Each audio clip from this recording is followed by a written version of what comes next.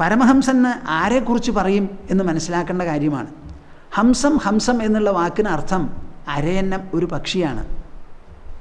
സാധാരണ അരയന്നം എന്ന് നാം പറയാറുണ്ടെങ്കിലും ഇത് കവികൾ വിഭാവനം ചെയ്യുന്ന ഒരു അരയന്നമാണ്.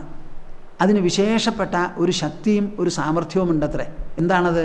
1 ലിറ്റർ പാലും 1 കുടം വെള്ളവും കൂടി കലർത്തി അങ്ങോട്ട് വെച്ചു കൊടുത്താൽ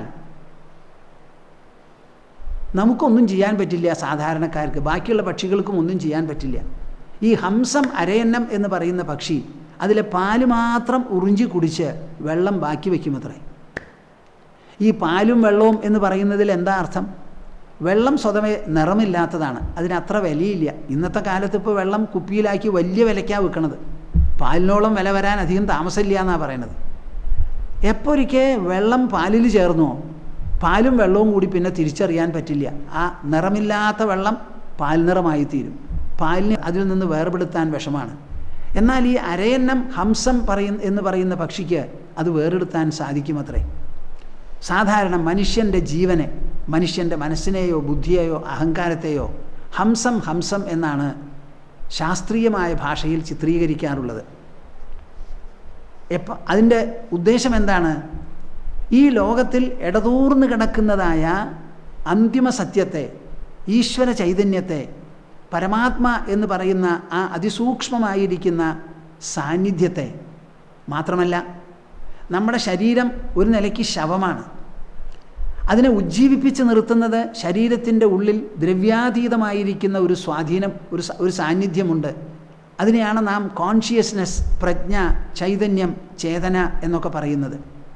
അപ്പോൾ ഈ ശരീരത്തെ ഉജ്ജീവിപ്പിച്ച് നിർത്തുന്ന ഒരു ചേതനയുണ്ടല്ലോ, ആ ചേതനയെ ശരീരത്തിൽ ജീവിച്ചിരിക്കുമ്പോൾ തന്നെ നാം വേർതിരിച്ചറിയണം. അങ്ങനെ ജീവനെ ശരീരത്തിൽ നിന്ന് വേറെടുത്തുന്നതായ ഒരു കല, അതൊരു പ്രത്യേക കഴിവാണ്. അത് സാധാരണക്കാർക്കുണ്ടാവില്ല.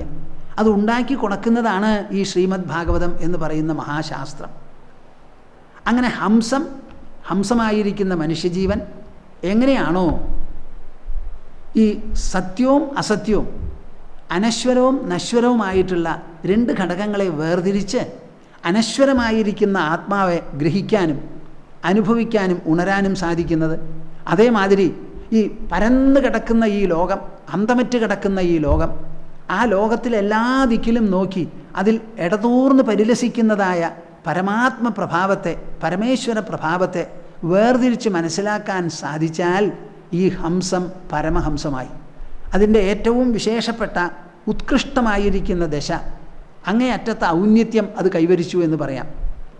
അങ്ങനെ പരമാത്മബോധമോ പരമേശ്വരബോധമോ ഈശ്വര സാക്ഷാത്കാരമോ സിദ്ധിച്ച് നശ്വരമായിരിക്കുന്ന ഈ ലോകത്തിൽ അധിഷ്ഠാനമായി കിടക്കുന്ന ആ അനശ്വരമായിരിക്കുന്ന സത്താവിശേഷത്തെ ഉള്ളിൽ ഉണർന്ന് അതിനെ നുണഞ്ഞുകൊണ്ടിരിക്കുന്നവരാണ് പരമഹംസന്മാർ.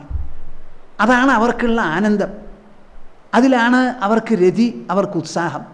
ആ ഒരു അറിവ് അവരെ എല്ലാ വിധത്തിലും മികവോടുകൂടി, നിറവോടുകൂടി, പൂർണ്ണതയോടുകൂടി നിലനിർത്തുന്നു. അവർ എവിടെ പോയാലും എന്തു ചെയ്താലും. അങ്ങനെ ഒരു ഉൾപൂർണ്ണതയുള്ളതായ ഒരു വ്യക്തിയാണ് പരമഹംസൻ എന്ന് പറയുക. അധ്യാത്മമായിരിക്കുന്ന ജീവിത രീതി കൊണ്ടും തപോനുഷ്ഠാനം കൊണ്ടും ശ്രവണം, മനനം, നിധിധ്യാസനം എന്ന് പറയുന്ന സമ്പ്രദായങ്ങളിലൂടെ, രീതികളിലൂടെ തത്വമനനം ചെയ്ത് ആത്മസാക്ഷാത്കാരം സിദ്ധിച്ചവരാണ് പരമഹംസന്മാർ.